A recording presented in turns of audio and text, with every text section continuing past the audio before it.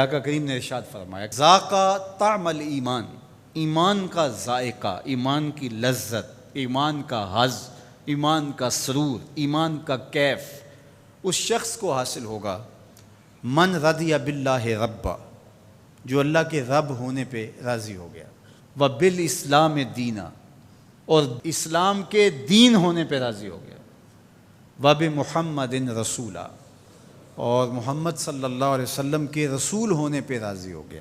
جس کو یہ تین چیزیں نصیب ہو گئی، ایمان کی لذت نصیب ہو گئی۔ اب اس رضا کا کیا معنی ہے؟ امام قرطبی علیہ رحمہ فرماتے ہیں اس کا ایک معنی عام ہے اور ایک معنی خاص ہے۔ معنی عام یہ ہے کہ اللہ کے رب ہونے پہ راضی ہونے کا مطلب اس کو رب مان لینا ہے۔ اسی طرح اس کو کہا جائے تیرا کس دین سے تعلق ہے، تو وہ اسلام کو ہی اپنا دین مانتا ہے۔ اور جب اس کو کہا جائے کہ تیرا رسول کون ہے، تو اس کے لبوں پہ بغیر کسی تعمل کے، بغیر کسی تردد پہ نام حضور کا ہی آئے۔ تو یہ ہے اس کا معنی عام۔ لیکن یہاں جو ایمان کا ذائقہ، ایمان کا طعم حاصل ہونے کی بات کی گئی ہے، یہاں سے یہ معنی عام مراد نہیں ہے، یہاں معنی خاص مراد ہے۔ اور وہ کیا ہے؟ اللہ کو رب ماننے کا مطلب یہ ہے کہ اللہ کو ماننے کا جو حق ہے اس حق کی طرح اس کو مانے۔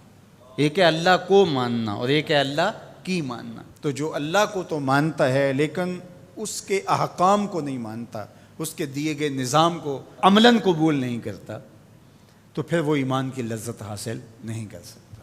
خالق حقیقی اس کو مانتا ہے تو پھر اپنا سب کچھ اس کے دستے قدرت میں سمجھے۔ جب اس کی پناہ میں آ گیا ہے تو پھر کسی کا ڈر اور خطرہ کیسے رہا؟ جب اس کو خالق و رازق مان لیا ہے تو کسی کی دہلیز پہ ہاتھ کیوں پھیلائے گا؟ جب اس پہ توکل کر لیا ہے تو پھر اس کے پائے ثبات میں لغزش کیسے آئے گی؟ اور دوسری بات، اسلام کے دین ہونے پہ راضی ہو گیا۔ جب اسلام کو مان لیا تو اسلام پورا نظام زندگی ہے، تمہاری خوشیوں کا بھی خیال رکھتا ہے، تمہارے غموں کو نبھانے کا دستور کیا ہوگا وہ بھی تعلیمات دیتا ہے۔ یہ نکاح ہم کر رہے ہیں شریعت کے مطابق اور یہ مسجد میں کر رہے ہیں، اور یہ جو بھنگڑا ڈال رہے ہیں یہ ہمارے خاندان اور قبیلے کے لوگوں کا تقاضا تھا، اور تم قبیلے کو بھی راضی رکھتے ہو، رب کو بھی راضی رکھتے ہو، ایسا تو نہیں ہوگا، ایک کو ہی راضی رکھنا پڑے گا۔ تو جب اسلام کو اس طرح مان لیا کہ جب بھی کوئی قدم اٹھانے لگے تو سوچا اسلام کیا کہتا ہے۔ اگر آپ کو اسلام میں سے اس کی تعلیمات نہ ملے تو پھر تو کہنا کہ اسلام کامل دین نہیں ہے۔ میں شادی کرنے جا رہا ہوں، یہ میرا ایک مسئلہ ہے، تو اسلام اس کے بارے بتاتا ہی کوئی نہیں۔ اسلام بتاتا ہے کہ تم نے رشتہ تلاش کیسے کرنا ہے، اسلام بتاتا ہے کہ تم نے پیغام نکاح کیسے بھیجنا ہے، اسلام بتاتا ہے کہ نکاح میں کتنے لوگ کم از کم شریک ہوں، گواہ کیسے ہوں، اسلام بتاتا ہے کہ تم اس کی خوشی کا اظہار کیسے کرو، جب نکاح کیا ہے تو اس وقت تم نے خرما کیسے لٹانے ہیں، اور شب زفاف کا صدقہ تم نے ولیمے کی صورت میں کیسے ادا کرنا ہے۔ اسلام تمہیں ایک ایک جزیہ بتاتا ہے۔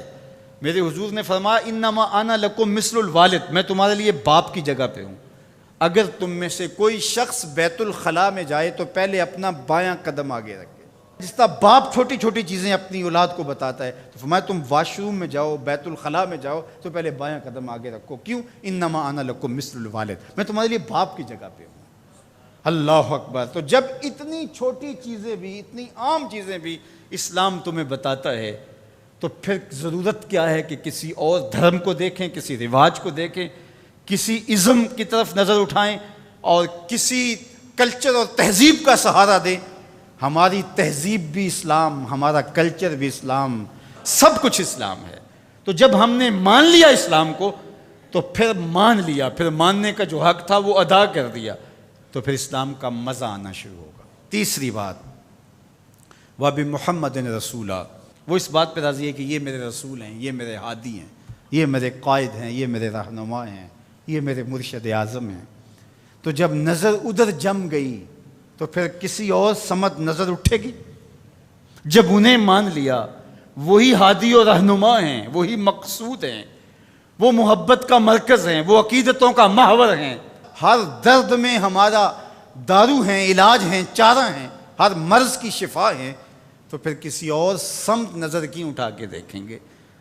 تو اگر ادھر بھی دیکھتے رہے اور کہا کہ نہیں ہم ادھر سے بھی کچھ لے لیں گے، تو اس طرح پھر ایمان کی لذت نصیب نہیں ہوگی۔